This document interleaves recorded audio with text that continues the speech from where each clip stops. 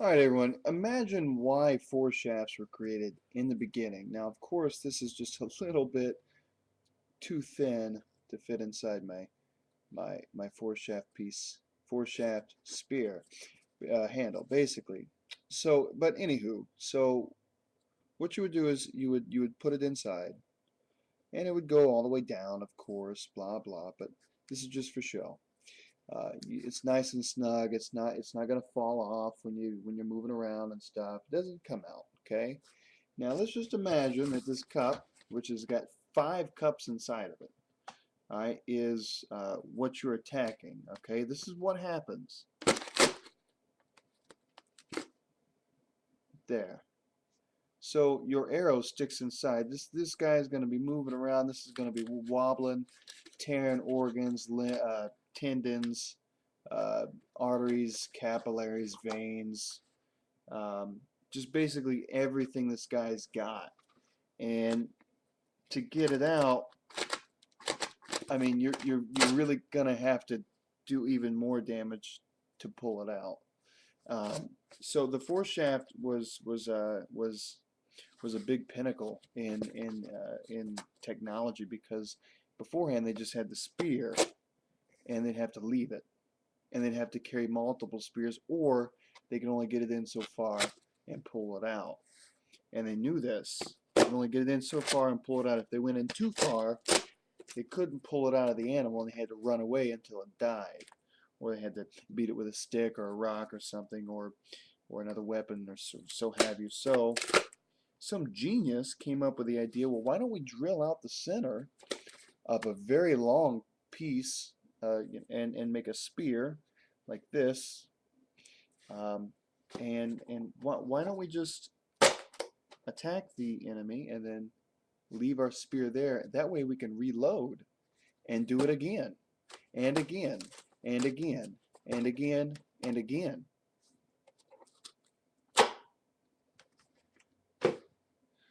By the way, this is my Cahokia point that I made earlier today. Uh, I know, lots of sinew. It's beautiful though. Backside, I really don't like it. I might unwrap it and rewrap it because I'd like the front side to look just like the backside. But I just thought I'd show you the whole foreshaft thing.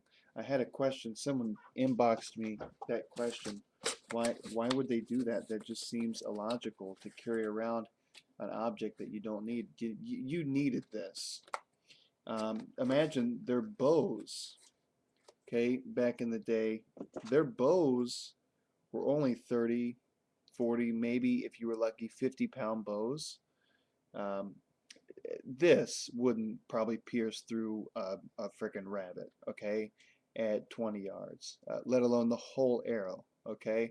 And this is big for an arrow. This is what you would consider big, uh, even on today's standard. This is about your average arrow size, with this being the bottom piece and this being the top. Um, this is considered really big, but um, the other methods that they used, and I don't think I have flake lying around here to show you. Well, another method they did was on their spear force shaft. Some of them were short, just like this. They had a pouch that they could reload their. Now these were much longer. These would probably be really long.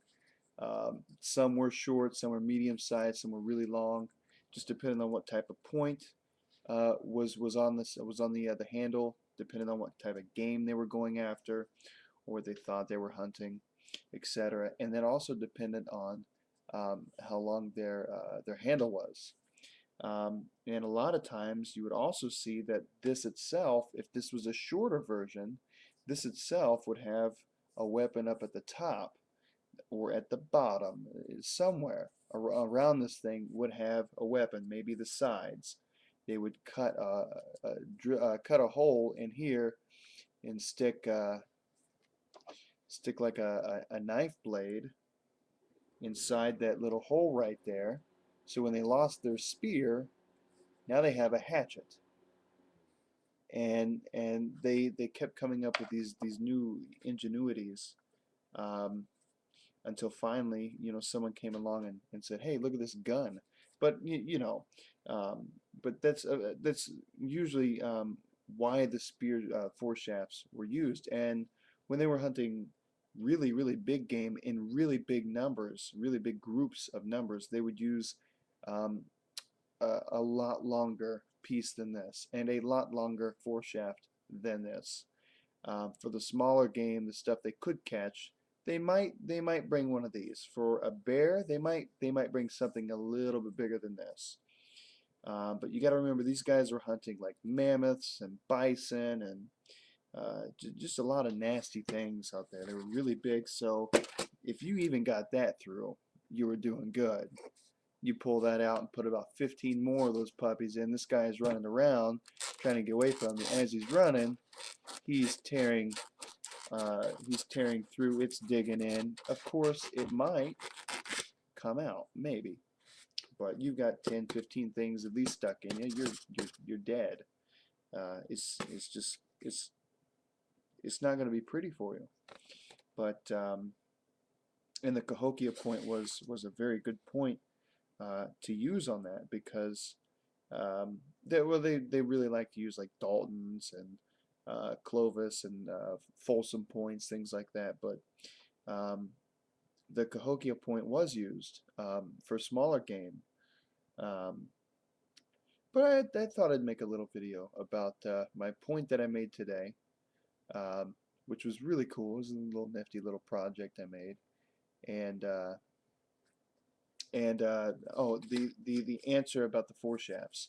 This is a really short fore-shaft, by the way, and it's really poorly constructed. This is really poorly done. Believe me, very, very poorly done. It's a horrible explanation. I mean, I really wish I had a real fore-shaft to show you, but I don't. Now, how would they stick them? Would they stick them like this, or would they stick them like this? Usually they wanted to stick them like this because they wanted to get right into the rib cages. They would almost never strike an opponent like this, because you'd be lucky just to get that in. You're going to hit bone and stop. This is thin enough to go straight up underneath rib cages, slide right in. You might make it past where now in back in the day, the wood was never this high. It was usually way, way, way, way down here, and so was the sinew and pine resin. It was all right there because they were just lobbing these things right in. This isn't going anywhere, but usually, you might be lucky to get about that much in full force. Um, if you were hunting a smaller game, yeah, the whole thing might even go through. And then as soon as that's off, you've got a club, you've got a hacksaw, as you saw earlier, or you could put a bunch of obsidian flakes on both sides and have a menacing club. It's just crazy. They just did a bunch of stuff. But just to show you, this thing has brutal raw power. A lot of people won't get. If I can hit it, there you go. Brutal raw power. I mean, and I barely hit that. So see if we can't. No, I want to leave it dived. I didn't harm my point at all. Look at that. Didn't even dull it. Cool. But look at the size of the wound that it left. That's a big wound, and that's just the insertion. Think about now. Look now. A lot of this didn't go in. It only went to where the wood was. Remember, it only went in about that far. So count how many ridges come out. There's 1, 2. So you got 1, 2, 3, 4, 5, 6, 7, 8. 8 ridges went through. Now think about it. If you're running around, this thing's going to be lobbing around inside of you, slicing everything up. Everything within its vicinity. It'll go this way just a little bit, not much. But it's definitely going to be tearing through. And I might come up and grab it out of you, rip it out of you, let you bleed out. Or I'll reload my fore-shaft and stick you again. Can I do this with my hand? I don't know. Let's find out. Yeah, I got like the first tip or so. So the Fore-shaft was, yeah, I got the tip. The Fore-shaft was a great tool. It added a lot of power, a lot of pressure, and it really really helped out their survival skills.